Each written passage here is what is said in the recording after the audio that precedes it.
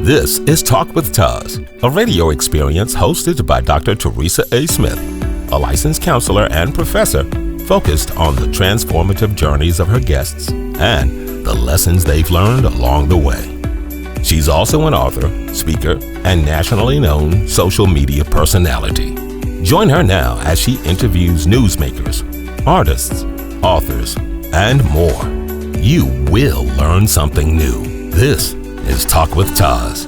Here's your host, Dr. Teresa A. Smith, also known as Dr. TAS. Today, I have the honor of having Pauline Rogers with me. Pauline is from Mississippi, and her life is so fascinating that I felt that you had to hear her story so that you understand that so much good can come from things that we sometimes think of as negative or that is bad. And I know you made a statement once that tough times don't last, but tough people do. My audience right now don't understand the origin of that statement. Would you take us back in time to help us to understand how you developed that mantra that tough times don't last always, but tough people do? Well, to be honest with you, Dr. Tiles, I can't remember who coined that phrase. I just borrowed it. But it taking me back to it was childhood, being poor and watching my grandmother out of nothing create everything, and was the first person in our community to build a brick home because everybody had trailers and we lived on property.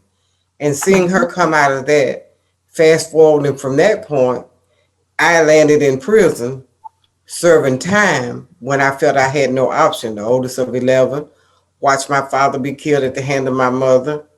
I spiraled down. I was always told that I had to help with my younger siblings. I took that literally and would take my siblings to funerals, not to grieve with bereaved families, but to get to the repast. And over 40 years ago, you went to a repast, and it was not like today where you go in and the plates are prepared in the styrofoam plates. You could easily leave with a whole casserole cake, pan of bread, whole dish of rice, etc. So I would take, the more children we took, the more they saw, the more food we got. And so I survived through that, survived prison. And that's where, for me, that statement resonated all the more. Tough times don't last, but tough people do. Because I made it out of that. I want to touch on just several things. You said that your grandmother was the first person in your community to build a brick home? Yes. She was the first. What type of work did your grandmother do? She was a laundry. She worked at the military base, Keesler Air Force Base. And she was a laundry lady. I mean, that was her job. But those pennies she saved from working that job, you know, she was a great manager of finances and a great business person. We had a farm. She was a farmer. You know, corn, peas, you know, and we had pigs and chickens. And so we raised everything. And she was a great negotiator. I learned to negotiate watching my grandmother, you know, have us fill sacks of corn. And she would go down the street where they had eggs, where her eggs didn't turn over. And she would negotiate to exchange one crop for something else, for flour or plant or a mess of greens, as they call it. It wasn't a bunch of greens then. It was a mess of greens. And so I learned that from her. So she was the first person in our community. And fast forward to this day, there are still very few that have broken that cycle. You mentioned that your mom killed your father. Did your mom serve any prison time for that? No, it was done in self-defense. And Mississippi to date still does not have a self-defense law, but it was done in self-defense. And the other side of that, what I'm learning is years later, I don't think my father had to die. There was not a hospital in this rural town. And to date, there still isn't. And the nearest hospital is 45 minutes away. So I don't think my father had to die. It was the amount of time coupled with perhaps the injury that he lost his life in that. And so that is an area that has become of interest to me that needs addressing in that community. So if there's an emergency like that, or someone has fallen and really hurt themselves, I'm not talking broke bones, then you're racing against time trying to get them to the hospital. Right. Absolutely.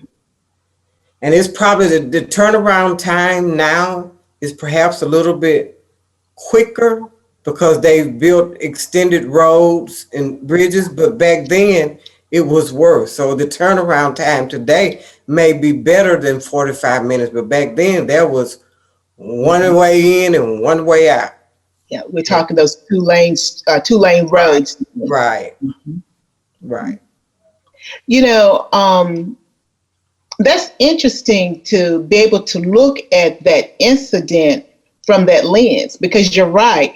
You know, regardless of what was happening with your mom and your dad, the medical treatment would have been another character in that story, because it wouldn't have been available quick enough.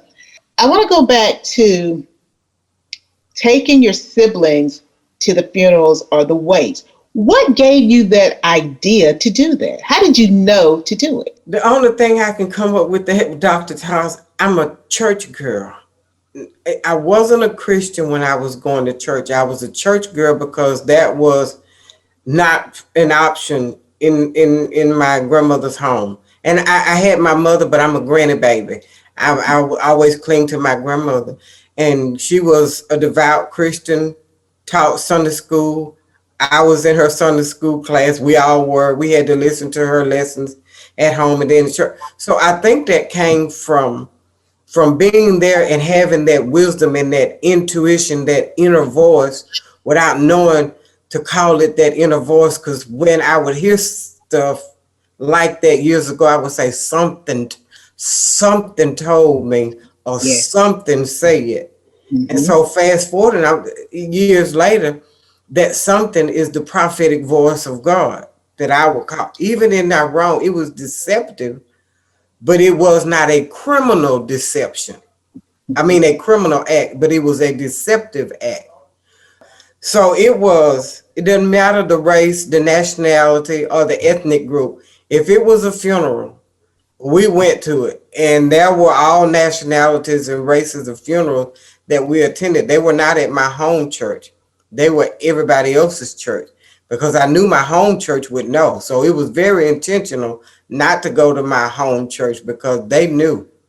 And so, but it was my way of getting ahead, trying to stay ahead. The more food we got, the more I could freeze, the more we could preserve, the more we had. So that meant, were you driving? How did you guys get to these? We were walking. These funerals were done that was in walking distance. Churches that were in walking distance from where we live. Now, mind you, I was a granny girl, but we were at home with my mother. My mother, who was a workaholic by the time she got out of jail, because she was not allowed to go to my dad's funeral because of protective custody. It was being self-defense. But, you know, in cases like that years ago, that's the way they handled them. Basically, you have been taking care of your siblings when your mom was at work, and then doing this extra to make sure that they were taken care of. What was that point in your life that you understood that you were not physically or financially responsible for them? Unfortunately, I didn't learn that until I got to prison, until I was locked up. And they had volunteers who were mothers, some were grandmothers. And this lady told me once that that was not my responsibility. And for the first time, I heard it, and I heard it a different way. And the weight of that, of course, I'm locked up now where I can't do anything, but my healing started, because I always felt that I was responsible. And when you've been told that all your life, it's hard for you to separate yourself from that. And so it wasn't until I was in prison that I got separated from. That was not my responsibility. And the healing started. How did you know that you were turning the page or you were on a different path? How did you know it? Because I started to like myself. I didn't like myself. I didn't like because I was being everything for what everybody else said I was supposed to be, who I was supposed to be, what I was supposed to be like. And so that's when I knew when healing started, when I started thinking, I want to do this. I want to, is when I started knowing that my healing was taking place and I was becoming okay with it. I was becoming okay with fear. With fear meaning, okay, I'm saying that, but I'm trying to hold on at the same time because I didn't want to be rejected by family, rejected by friends. I didn't want the rejection. Um, but there were people that were raised up in prison that had mentored me that I wanted to stick around in the area where I did time where I served my time, get out, become a new person, live the new me. And I had the opportunity to do that because I was afraid of what I was like. And although I liked it, I didn't know how to embrace or even be that new person because I was that new person behind bars. And I didn't know if that was going to be really me when I got out because I had heard about jailhouse religion, jailhouse. And so the test came afterwards. Why were you able to maintain it that knew you to remove that fear once you did come out of prison? Well, I knew beyond the shadow. I had a relationship. I was no longer just a church girl. I had a relationship with Jesus Christ. And I knew that I knew internally that I was different. But I didn't know what that different walking it out would be manifested would look like. But that was the number one thing. And then I had advocates who other people who were mentoring me, guiding me, supporting me. And I leaned on those people. And it didn't matter what race, what side of the fence they came on. I leaned on those people who genuinely and authentically embraced me. Yes. Yes. Because, it sounds so cliche, but lots of times we are not genuinely, authentically embraced for who we are. Mm-hmm. It's for who people want us to be Right. or who they think we're going to be, but not who you are at that moment in time. Mm-hmm. Now, I believe, and you correct me, one of those individuals was Wendy Hatchett. Absolutely.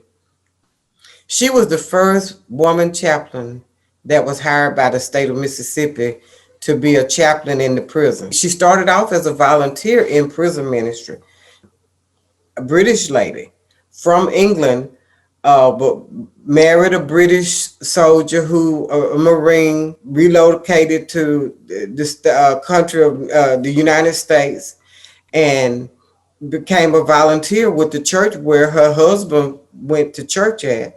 Became a volunteer in the prison and volunteered and was a big hit. And when the position came open, was encouraged to apply and applied and was the first woman that was hired back in the late 60s, early 70s. And was the chaplain that moved from Park. She was the senior chaplain there, and she picked me out of the hundreds of women in that facility. And I knew that is when the story of Joseph came alive and real in my life. I literally was the Joseph inside that prison. I mean, that story became more real to me than I had ever read it because I was the person that was put in a position. She picked me out before I was classified. You have to go through a classification process in prison. The classification board consists of a psychological evaluation, social skills evaluation, and your actual educational skills and educational level to see where, if you could even be placed on a job in prison. And so I was picked out before any of this had taken place. Well, in prison, I learned years later after being there that they thought I was somebody big and important, and they classified me as somebody with big feet You know, if you got big feet, that means you were somebody. I didn't have a clue what that meant until years later. This was totally a God thing. Totally a God thing. I was put in a position that I had access to the free world, could talk to people in the free world, get resources. And so it was a God thing. So Wendy Hatcher, I always told her when I got out of prison, she opened her door and allowed me to live with her against the MDOC rules and policies, to live with her. We undercover, I lived with her 3 years before I got married. And she was my matron of honor in my wedding.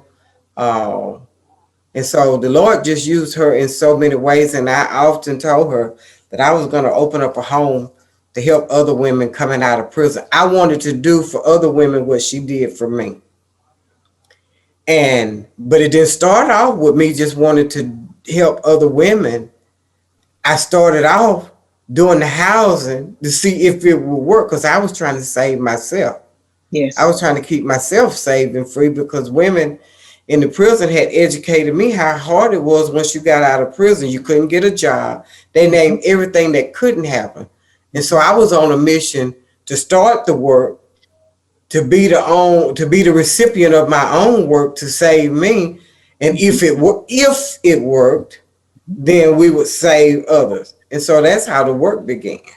Not that I had this big vision coming out the bag with, I'm going to save all these hundreds of It was me first, that with saving me first.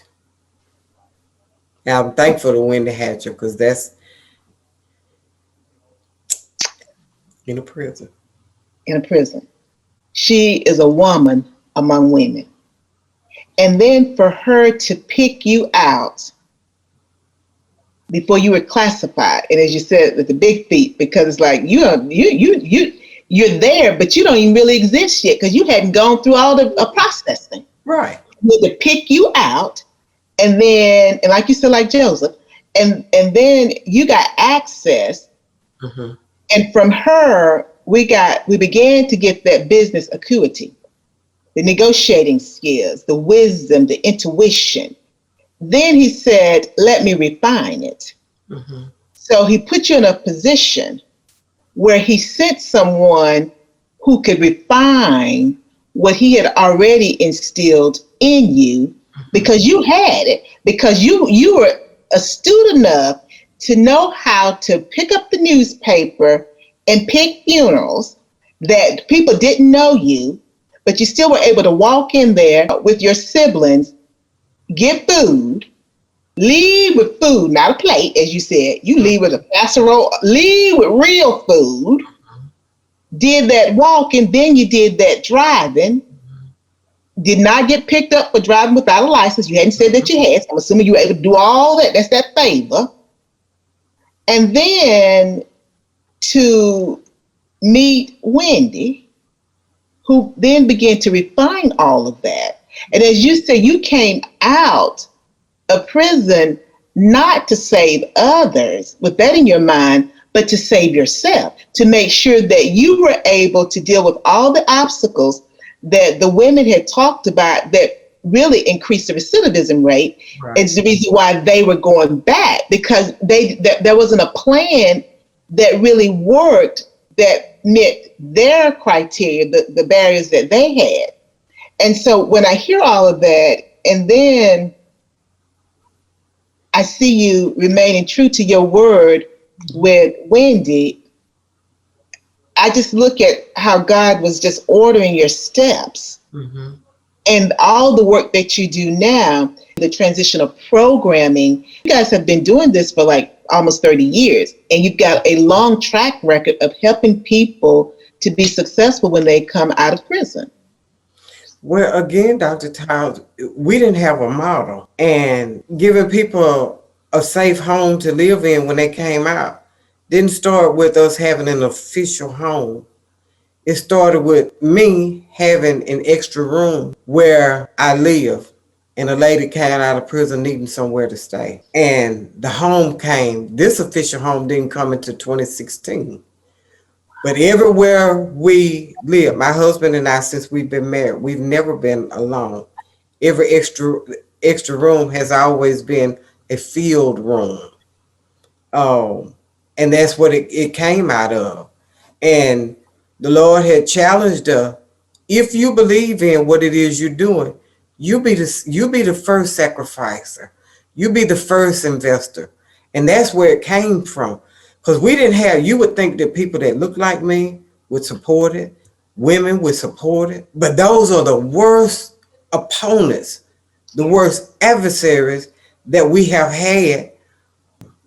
And people were coming to us with all kind of needs from the prison. I didn't know. I still don't know. I have to go try to find it out and figure it out. And the very first lady that I gave a place to live in 1989 is in an urn, a mahogany urn that sits on this mantle in this house. Before Facebook was popular, it was MySpace. I posted a picture of her. The only picture I had was her driver's license then. Nobody ever came forward. My husband went, she got sick and had to go to a nursing home because she needed some special breathing equipment that the only time you could get it then, back then, was at a nursing home or rehab facility. No money, no resources. I went to every nursing home in Jackson, Mississippi. Finally found a home and a lady that said she would take her, and she took her. She stayed there for some years. She got sicker, needed to go to another home. I never left her. I would visit her every single day. And she got moved to this other nursing home, but I couldn't get there as often because she was hours away now. And she finally called, and I was wanting to see her. I said, look, can you get moved to the Mississippi Gulf Coast at a nursing home there? Even if I can't, I go that direction frequently. And even if I can't, I have family and friends that I can call that can get there quick. So she did. So we were able to go visit her more.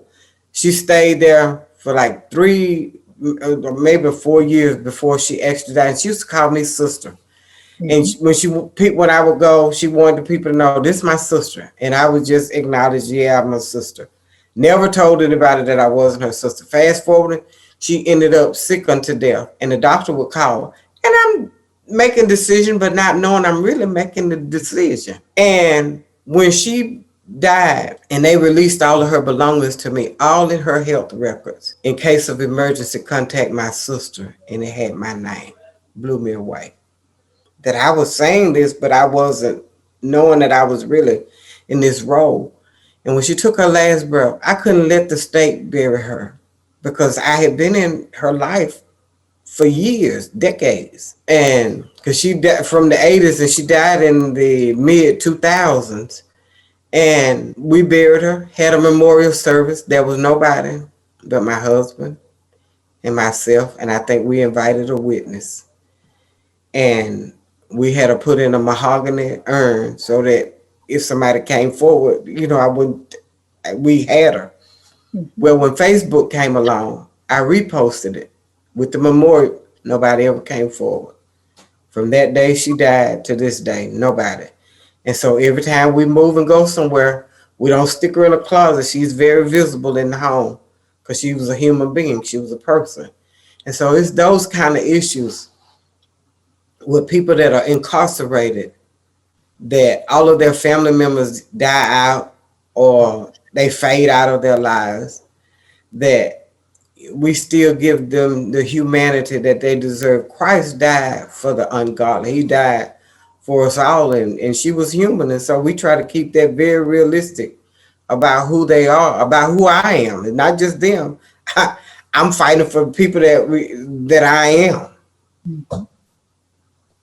Well, I know that you're advocating, and your husband does the same thing for the men and women, and that lack of support, as you're saying, here it is, for those of us who don't work in this arena, we just think that the family's going to be there. And that's not always the case, even if they haven't died out. We just assume that they're going to pick them up and they're going to have a place to live. They're going to help them get a job. They're going to help them get on their feet. And that's not the case. And so when I hear her story and how you really were her sister because she didn't have anyone else, and to think that you've done your time, you come out and you're trying to do the right thing, but you have no connection. And so I used to have this saying about, when you go to prison, prison was the best thing ever happened to me. That's not what I was saying. I said it, but that's not what I meant. And when I hear people say it now, they're saying it, but that's not what they mean. What they mean is I like the new person that I have become while I was in prison. But prison is set, make no mistake about it, prison is set out to do one thing and three things: steal, kill, and destroy. That's what prison is set out to do. It doesn't matter what color you are. And the fact that it is primarily people of color, then it needs addressing.